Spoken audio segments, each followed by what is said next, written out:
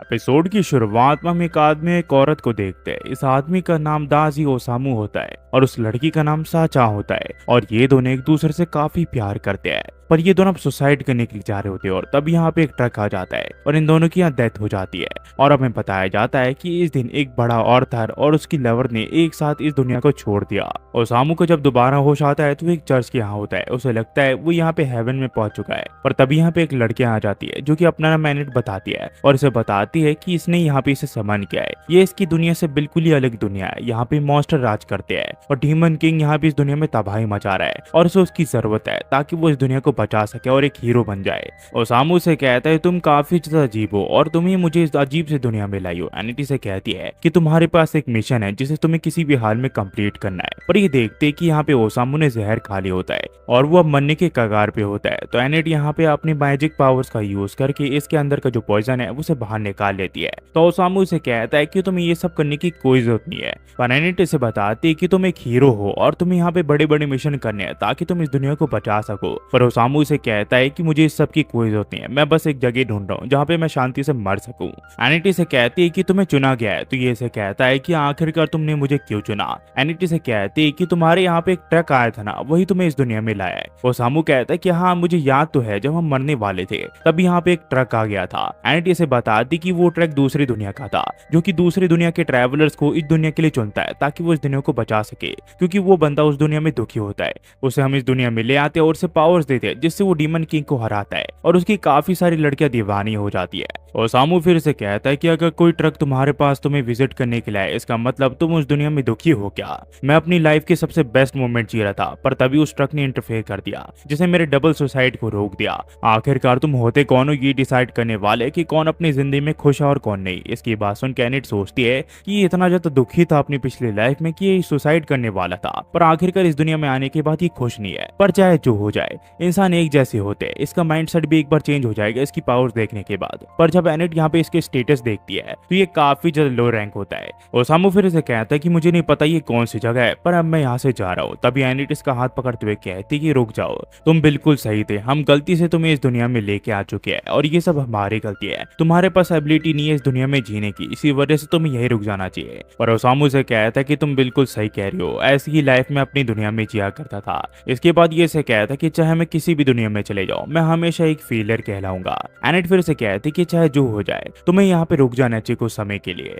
जैसे इस जगह से तुम बाहर जाओगे ऐसा भी हो सकता है कि काफी सारे मॉन्स्टर तुम्हारे ऊपर हमला कर दे।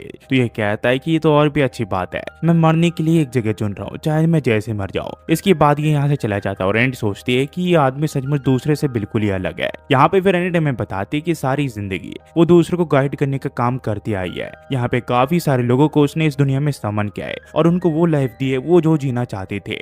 एनिट की छोटी सी तारीफ के साथ ही वो लोग काफी ज्यादा खुश हो जाते थे। एनिट यहाँ पे काफी ज्यादा बोर हो चुकी थी ये सारी चीजें कहते हुए, उसे यहाँ पे जिंदगी में मजा नहीं आ रहा था। तभी एनिट इसे कहती है कि कम से कम बाहर निकलने से पहले अपना प्रोफेशन तो लेके चले जाओ। ये इसे कहता है कि मुझे प्रोफेशन की कोई जरूरत नहीं है, मैं एक बॉर्न राइटर हूँ और उसके अलावा मुझे कोई भी प्रोफेशन नहीं चाहिए। ओसामू फिर यहाँ पे एनिट की तारीफ करते हुए यहाँ से चला जाता है और एनिट सोचती है ये वही आदमी है जिसका हमेशा मैं इंतजार किया करती थी और इसे मैं जाने नहीं दे सकती। ओसामू को फिर आगे जाने के बाद एक बोर्ड दिखता है जिसमें डायरेक्शन लिखी होती है पर वो उसे पढ़ नहीं पा रहा होता और उसी के साथ वो जहर भी खा रहा होता है। और तभी इसके मन में सिस्टम एक्टिवेट हो जाता है जिसकी आवाज सुन के इसका सर दर्द होने लग जाता है। कुछ ही देर के बाद एक डेड ट्री इसके सामने अपीयर हो जाता है जिसने एक लड़की को पकड़ रखा होता है और ये एक डेमी ह्यूमन होती है। ये इसे कहती कि प्लीज मेरी हेल्प करो, प्लीज मुझे बचाओ, इस डेड ट्री ने मुझे पकड़ लिया है। पर ओसामू कहता है एक सुंदर लड़की वो भी मरती हुई, ये तो काफी अच्छी बात है। तभी वो लड़की इसके ऊपर गुस्सा करते हुए कहती कि प्लीज मेरी जान बचा लो, तुम एक एडवेंचरर हो ना। पर ओसामू जब इसकी जान बचाने के लिए जाता है तो वो डेड ट्री इसे भी पकड़ लेता है। इसके बाद ओसामू कहता है कि लगता है हम ज्यादा देर तक जिंदा नहीं रहेंगे, ये तो काफी अच्छी बात है, मैं एक मरने की ही जगह चुन रहा था। तभी ये लड़की से बताती है ये डेड ट्री तुम्हारे अंदर से तुम्हारी पावर सक करके तुम्हें यहाँ पे मार देता है। तो ओसामू कहता है ये तो काफी अच्छी न्यूज है, मैं अब जल्दी ही मरने वाला हूँ। ये लड़की से कहती है कि आखिरकार ऐसी सिचुएशन में तुम एक्साइटेड कैसे हो सकते हो। पर ओसामू कुछ नहीं कहता। जल्दी हम देखते हैं ये जो डेड ट्री है ये पूरी तरह सूख जाता है और मारा जाता है और ओसामू के सिस्टम उसे बताता है कि उसके पास एक नई स्किल आ गई है क्योंकि उसने डेड ट्री को हरा दिया है। वही ये लड़की सोच रही होती है कि इसने जानबूझ के अपनी ताकत को उसे ऑब्जर्व करने दिया क्योंकि इसकी बॉडी में पॉइजन था जिस वजह से उसने इस डेड ट्री को मार गिराया। ये लड़की फिर इसे कहती है कि तुम बस प्रिटेंड कर रहे थे कि तुम कमजोर हो, असल में तो तुम काफी ज्यादा ताकतवर थे। यहाँ पे इसे कहता है कि मैं हर बार यहाँ मरने की कोशिश करता हूँ पर मैं हर बार यहाँ पे बच जाता हूँ, मुझे मरना है। मैं अब तक 5 बार मरने की कोशिश कर चुका हूँ पर मेरे ऊपर किसी ने भी हमला नहीं किया। तो इसे कहती कि मुझे नहीं पता तुम किस बात के लिए डिप्रेस हो, पर तुम इतना ज्यादा डिप्रेस नहीं होना चाहिए। मैं तुम्हारा शुक्र करना चाहती हूँ, तो अच्छा यही रहेगा कि तुम मेरी जगह पे आ जाओ अगर तुम्हारे पास कोई जगह नहीं है जाने के लिए। पर ओसामू कहता है कि नहीं, मैं तुम्हारे साथ नहीं आना चाहता। ये लड़की से कहती है कि मैं तुम्हारा शुक्र करना चाहती हूँ, मेरे साथ आओ, पर तुम्हारा नाम क्या है। ओसामू से कहता है कि लोग मुझे सेंसेई ही बुलाते हैं। पर जैसे ही यहाँ पे ये लड़की अपना हाथ बढ़ाती है, इसे यहाँ पे साचान की याद आ जाती है और ये सोचता है कि साचान भी क्या इस दुनिया में आ गई है।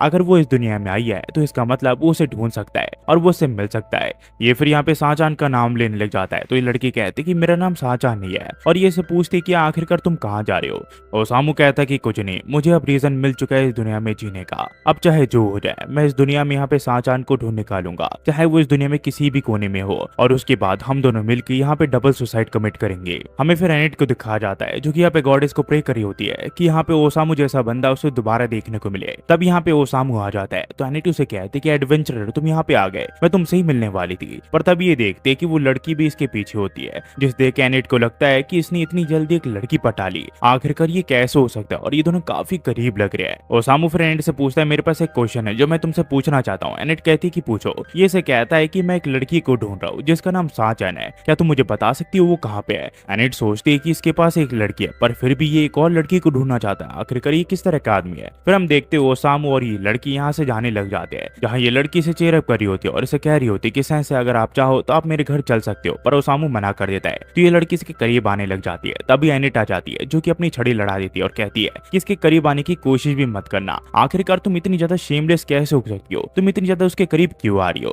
तो ये लड़की से कहती है कि आखिरकार तुम्हारी प्रॉब्लम क्या है, तुम हमारे साथ क्यों आई उस चर्च को छोड़ के। मैं अब समझ गई, लगता है तुम सेंसे को काफी ज्यादा पसंद करती हो, इसी वजह से तुम यहाँ पे आई हो। ये इसे कहती है ऐसा कुछ भी नहीं है, इतनी घटिया सोच तुम्हारी कैसे हो सकती है। मैं बस इसके साथ चल रही हूँ क्योंकि वो दूसरी दुनिया का है और उसका जो लेवल है वो काफी ज्यादा कमजोर है, इसी वजह से मुझे उसके साथ रहना पड़ेगा ताकि उसकी जान को कोई खतरा ना है। पर एनिट को कहती है कि तुम ये क्या बकवास कर रही हो, सेंसे ने अभी मेरी जान बचाने के लिए एक डेड ट्री को मेरे सामने मार दिया, तुम क्या बेवकूफ हो क्या। इसकी ये बात सुन के एनिट काफी ज्यादा उदास हो जाती है। वो सोचती है कि ये लड़की और ओसामू काफी ज्यादा करीब है। तभी ओसामू से कहता है कि ये काफी अच्छी जगह है और वो कवर में लेट जाता है और कहता है कि जब हम अपनी जगह पहुंच जाए तो मुझे उठा देना।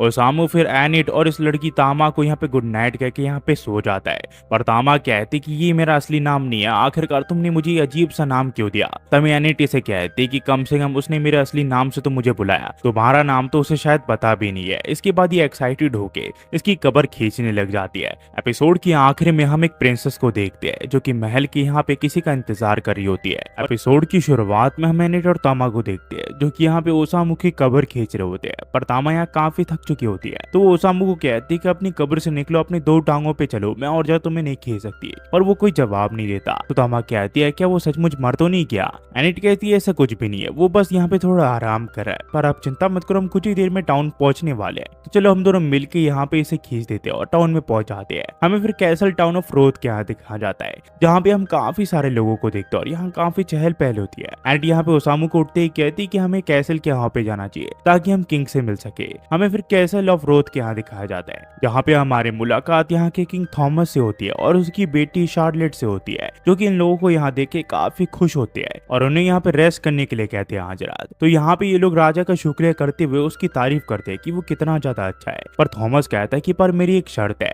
मुझे ट्रेवलर्स की स्टोरी सुनना काफी ज्यादा पसंद है, तो प्लीज मुझे एक अच्छी सी बेहतरीन से तुम्हारी एक ट्रेवलिंग स्टोरी सुनाना ताकि वो मेरी मेमोरी में बस जाए। ओसामू से कहता अगर ऐसी बात है तो मैं आपको बताऊंगा कि आखिरकार कॉफिन में सोना कैसा लगता है। इसकी ये बात सुन के राजा को लगता है कि ओसामू ने उसे इनडायरेक्टली यहाँ पे थ्रेटन किया है और इस बात को टालने के लिए एनिट कहते हैं कि जो प्रिंसेस शार्लेट है वो काफी ज्यादा सुंदर लग रही है। तो यहाँ पे थॉमस कहता है कि मेरी बेटी जो है वो जल्दी ही शादी करने वाली है। इसके बाद इनकी राय पूछने के लिए ये इसके हस्बैंड्स को बुला लेता है। एक का नाम होता है गोमेस वॉरियर और दूसरे का नाम होता है ओटो जो कि यहाँ पे म्यूजिशियन होता है। किंग फिर इन्हें बताता है कि जो डार्क लॉर्ड है वो सचमुच काफी ताकतवर है, इसी वजह से हम उससे अकेले नहीं लड़ सकता। इसी वजह से मैंने तय किया कि शार्लेट इन दोनों में से किसी एक को चुनेगी और अपना हस्बैंड बनाएगी और ये लोग यहाँ पे इस राजगद्दी को चलाएंगे। पर शार्लेट ने इन दोनों में से अभी किसी को भी नहीं चुना है। तो एडवेंचरर्स मुझे तुम्हारी जरूरत है, मैं तुमसे एक एडवाइस लेना चाहता हूँ। मैं चाहता हूँ कि तुम ये बताओ कि शार्लेट के हस्बैंड के तौर पर इन दोनों में से कौन ज्यादा सूटेबल है। पर ओसामू यहाँ पे इन दोनों में से किसी को भी नहीं चुनता देता और कहता है कि इस बारे में मुझे क्या पता,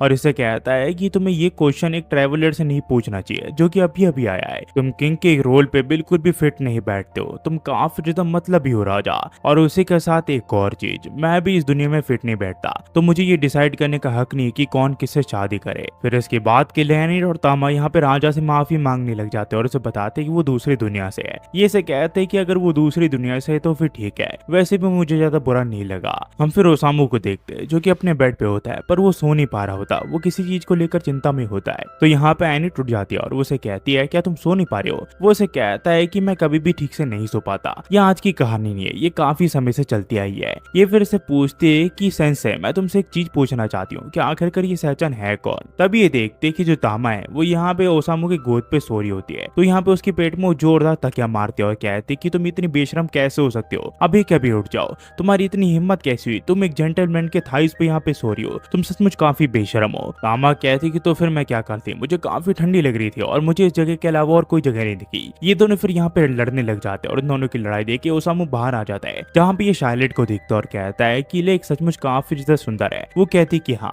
तो ये कहता है कि इस लेक को देखने के बाद मुझे मन कर रहा है कि इस पे कूद के मैं सुसाइड कर लूं। तो शार्लेट कहती है कि तुम्हारी लाइफ में इतनी दिक्कत है क्या कि तुम बार बार अपने आप को मारना चाहते हो। ओसामू से बताता है कि मेरी लाइफ से ज्यादा प्रॉब्लम्स तो तुम्हारी लाइफ में भरी हुई है। तो ये कहती है कि मैं यहाँ पे गोमेस और ओतो के बीच में यहाँ पे चुन नहीं पा रही। जो मिस्टर गोमेस है वो कुछ ही समय पहले हमारे आर्मी में आया है और हमारी पूरी आर्मी उनके ऊपर डिपेंडेबल हो गई है। वहीं पे जो ओटो है वो मेरा चाइल्डहुड फ्रेंड है, वो हमेशा बचपन से मेरे साथ रहा है। जब भी मैं दुखी हो जाती थी वो मेरे लिए गाना बजाता था ताकि मैं यहाँ पे खुश हो जाऊं। ओसामू फिर इसे कहता है कि तुम सचमुच काफी दरिया दिल लड़की हो, तुम अपने फादर और इस किंगडम के बारे में काफी कुछ सोचती हो, तुम्हें इस किंगडम के बारे में काफी परवाह है। मेरी लाइफ तो शुरू से ही ऐसी रही है, मेरी लाइफ में हमेशा प्रॉब्लम आती रही है, पर तुम अपनी प्रॉब्लम को सॉल्व कर सकती हो। तो शार्लेट पूछती कि तो फिर मैं क्या करूँ। ओसामू कहता है कि मैंने अपने जीवन में किसी से भी ये नहीं पूछा कि आखिरकार मुझे क्या चुनना चाहिए और क्या नहीं। ये तुम्हारी लाइफ है और तुम्हें ये डिसाइड करना चाहिए कि तुम अपनी लाइफ के साथ क्या करना चाहती हो। हमें फिर अगले दिन दिखाया जाता है जहाँ राजा इन्हें यहाँ पे सबके सामने बुला लेता है और कहता है कि मुझे माफ करना कि तुम्हें इतना इंतजार करना पड़ा। पर जो शार्लेट है उसने फाइनली चूज कर लिया कि वो किसके साथ शादी करने वाली है। इसकी बात सुन के एनिट कहती है कि मेरे हिसाब से किंगडम का अगर फ्यूचर देखा जाए तो इसने यहाँ पे जरूर से मिस्टर गोमेज को चुना होगा। पर तामा इसकी बात से एग्री नहीं करती। इसके बाद शार्लेट अपना हस्बैंड चुनती है जो कि और कोई नहीं, वो यहाँ पे ओसामू होता है। वो उसके साथ यहाँ पे डबल सुसाइड करने का तय करती है। इसकी ये बात सुन के सभी लोग घबरा जाते हैं और शौक में चले जाते हैं और वहीं पे जो यहाँ पे एनिट होती है वो तो बेहोश हो जाती है। शार्लेट फिर ओसामू से कहती है कि ट्रैवलर, कल रात तुम्हारे साथ बात करने के बाद मैंने काफी सोचा और मुझे रियलाइज हुआ कि वो तो जो सॉन्ग मेरे लिए लिखा करता था और गाया करता था वो सिर्फ उसके पैशन की वजह से है, ना कि यहाँ पे वो मुझे खुश करना चाहता था। जब मैं खुश भी हुआ करती थी तब भी मुझे वो गाना सुनाने के लिए आ जाता था। मुझे एक चीज का रियलाइज हुआ कि वो यहाँ पे अपना नया गाना उस इंसान को सुनाना चाहता था जो कि उसका चाइल्डहुड फ्रेंड थी और उससे ज्यादा कुछ नहीं। और बात करे कि मैंने मिस्टर गोमेज को क्यों नहीं चुना, वो इसलिए क्योंकि उनके अंदर से स्मेल आती है। इसके बाद यहाँ पे राजा अपनी बेटी को समझाने की कोशिश करता है कि वो बेवकूफ जैसा अपने हस्बैंड को ना चुने। पर इसकी बात सुन के शार्लेट गुस्सा हो जाती है और कहती कि आखिर के इसमें किसकी गलती है, इसमें आपकी गलती है। आप मेरे बिना ओपिनियन के मेरी किसी और के साथ शादी करवा रहे हो जिसे मैं यहाँ पे ठीक से जानती भी नहीं हूँ। कोई भी यहाँ पे मेरी फीलिंग को यहाँ पे कंसिडर ही नहीं कर रहा था। आखिर में मिस्टर साइंस ही नहीं मेरी फीलिंग को जाना और मुझसे मेरे ओपिनियन पूछा। तो ओसामू कहता है कि अब मैं समझा इसके पीछे रीजन क्या है, तुम शादी करने की जगह यहाँ पे मेरे साथ डबल सुसाइड कमिट करना चाहती हो। उधर में हम देखते हैं यहाँ पे जो मिस्टर गोमेज है वो अपना हेलमेट उतार देता है और ये और को नहीं, ये डीमन लॉर्ड का एक चमचा होता है और इसका नाम गोमेज ही होता है। ये से कहता है कि आज मैं तुम लोगों को खत्म कर दूंगा। मुझे लगा था कि शांति से इस किंगडम का किंग बनने के बाद मैं इस किंगडम को यहाँ पे डार्क लॉर्ड को सबमिट कर दूंगा, पर लगता है प्रिंसेस ने शुरू से ही मुझे पहचान लिया था, इसी वजह से वो मेरे से शादी नहीं करना चाहती थी। तो ओसामू इससे पूछता है कि ये वजह है, ये कहती है कि नहीं, मुझे बिल्कुल भी आइडिया नहीं था, वो बस गंदी स्मेल करता था और कुछ नहीं। इसकी ये बात सुन के ये और ज्यादा भड़क जाता और कहता है कि अब मैं तुम सभी को यहाँ पे मार दूंगा और इस किंगडम का राजा बन जाऊंगा। हम फिर देखते हैं यहाँ पे ये सभी के ऊपर हमला कर देता है और कोई भी इसके सामने नहीं टिक पा रहा होता। तब यहाँ पे तामा इसके ऊपर हमला कर देती है और ये इसे जोर से लगता है। तामा फिर कहती है कि अगर तुम्हें खेल नहीं है तो चलो मेरे साथ खेलो, देखते तुम्हारे अंदर कितना दम है। उतना में यहाँ पे जो होता है वो कहता है कि चिंता मत करो, मैं तुम्हारी मदद करूंगा, तुम्हें यहाँ पे ताकत देके। पर उससे कुछ नहीं होता। यहाँ पे तामा फिर ओसामू से मदद मांगती है पर ओसामू तो यहाँ पे गाना सुनने में व्यस्त था। इसके बाद तामा खुद ही यहाँ पे इस बुल से लड़ने लग जाती है पर गोमेज इसे काफी ताकतवर होता है, इसी वजह से वो उसे हरा नहीं पा रही होती है और ये से कहता है कि मैं अब तुम्हें खत्म कर दूंगा। तभी ओसामू इसे कहता है कि मुझे माफ करना, मैंने तुम्हें इंटरप्ट किया, पर पहले हम दोनों को मार दो। हम तुम्हारे इतने बढ़िया होन से मारे जाना चाहते हैं, हम दोनों यहाँ पे डबल सुसाइड कमिट करना चाहते हैं। तो यहाँ पे किंग और तामा कहते हैं कि सेंसे आखिरकार ये सब तुम क्या कर रहे हो। तभी वो बुल कहता है कि अगर तुम इतने ज्यादा डेस्परेट हो मरने के लिए तो ठीक है, मैं तुम्हें यहाँ पे मारने के लिए राजी हूँ और उसके बाद मैं इस पूरे किंगडम को तबाह कर दूंगा और पूरे सिटीजन को यहाँ पे मार दूंगा। तो ये कहता है कि हमारे इससे लेना देना नहीं है क्योंकि हम दोनों यहाँ पे मरने वाले हैं। ओसामू फिर शार्लेट को कहता है कि शार्लेट, हम दोनों की डबल कमिट सुसाइड वाली जो विश है वो कंप्लीट होने वाली है। तभी वो बुल कहता है कि अब तुम्हारी लाइफ का अंत आ चुका है, अपनी लाइफ को आफ्टर लाइफ में काफी अच्छे से जीना। उतने में शार्लेट कहती कि मैं बस इस किंगडम के लोगों को प्रोटेक्ट करना चाहती हूँ और उससे ज्यादा कुछ नहीं। तो ओसामू कहता है कि मुझे पता था कि तुम एक काइंड प्रिंसेस हो, तुम लोगों को यहाँ पे अबेंडन नहीं करती। तो ये शार्लेट को फिर धक्का देता है और खुद ही यहाँ पे बुल के सामने आ जाता है, पर इससे पहले वो बुल ओसामू नुकसान पहुंचाता। यहाँ पे एनेट अपना एक बैरियर लगा देती है जिससे यहाँ पे ओसामू को कुछ भी नहीं होता और यहाँ पे उस बुल के जो सिंग है वो पूरी तरह टूट जाते हैं। और एनेट कहती कि जब तक मैं तुम्हारे साथ हूँ मैं तुम्हें यहाँ पे कुछ भी होने नहीं दूंगी। इसके बाद ये तामा को कहती कि तामा, जल्दी से उस बुल के ऊपर हमला कर दो और उसे मार दो। फिर हम देखते हैं यहाँ पे तामा जो है वो अपनी पूरी ताकत लगा के इस बुल के ऊपर हमला कर देती है और ये दोनों मिलकर इस बुल को यहाँ पे हरा देते हैं। इसके बाद तामा यहाँ पे एनेट का शुक्रिया करते हैं इन लोगों की जान बचाने के लिए। फिर हम देखते हैं किंग जो है वो यहाँ पे शार्लेट से माफी मांगता और कहता है कि वो किंग बनने की यहाँ लायक बिल्कुल भी नहीं है, उसने यहाँ पे उसकी फीलिंग को बिना कंसिडर किए यहाँ पे उसकी शादी रचानी चाहिए। किंग फिर शार्लेट से माफी मांगते हुए कहता है कि मुझे माफ कर दो बेटा, अब कभी भी तुम्हारी परमिशन के बिना मैं तुम्हें यहाँ पे शादी करने के लिए नहीं कहूंगा। तो शार्लेट कहती कि आगे से चीजों को रिजॉल्व करने के लिए हम दोनों एक दूसरे से अच्छे से बात कर लेंगे। हम फिर देखते हैं कि शार्लेट को आखिर में इस किंगडम की क्वीन बना दिया जाता है। वहीं पे हम देखते हैं यहाँ पे ओसामू, एनिट और तामा को, जो कि यहाँ पे इसे खींच रहे होते हैं, पर तामा यहाँ पे थोड़ी टेंशन में लग रही होती है। वो कहते हैं कि एक 16 साल की नई क्वीन इस किंगडम को चला भी पाएगी कि नहीं। उतने में ओसामू कहता है कि हमें चिंता करने की कोई जरूरत नहीं है, वो यहाँ पे काफी चीजों के लिए केपेबल है। ओसामू फिर बाहर आ जाता है और कहता है कि मरती हुई लड़कियां सचमुच काफी खूबसूरत होती है, पर जो लड़की अपने पैरों पे खड़ी हो जाती है वो तो और भी ज्यादा खूबसूरत होती है। तो तामा कहती कि सेंसे, इतना ज्यादा भाषण देने की जगह क्या आप अपने दोनों पैरों पे खड़े होकर चल सकती हो क्या। यहाँ पे ओसामू इस चीज के लिए नहीं मानता। हमें फिर आखिर में दिखाया जाता है कि एनेट को बहुत ही बुरी चोट आई होती है और उसके साथ ही उसी के साथ होती है। यहाँ पे वो एनेट से पूछते कि उसे क्या हुआ। पेरेंट इसे कहते कि मुझे छोड़ो और उसे किसी भी हाल में बचाओ, और हम देखते ये ओसामू होता है। और यहाँ से जो कहानी वो भी कंटिन्यू जाती है। मुझे पता है गाइस मैं एक दिन का गैप लेके वीडियो डाल रहा हूँ, पर प्लीज यार थोड़ा एडजस्ट कर लो क्योंकि अभी अभी मैंने वीडियोस डालने शुरू किया है। मेरे 2 और चैनल्स है जिसमें से एक मानवा और एक और एनिमी है, उन पे भी मैं जल्दी ही वीडियो डालने वाला हूँ, बस आपको थोड़ा और इंतजार करना है। जल्दी मैं रेगुलर हो जाऊंगा वीडियोस के तौर पर और बहुत सी सारी वीडियोस डालूंगा। 1-1 घंटे की भी आएंगे और 10-10 मिनट की भी आएंगे जो कि ऑनगोइंग एनिमी होगी। बस जाते हुए सिर्फ इतना ही कहूंगा। Thanks for watching, next video मिलता है, होपफुली आप सब बढ़िया होंगे। Thanks for watching guys.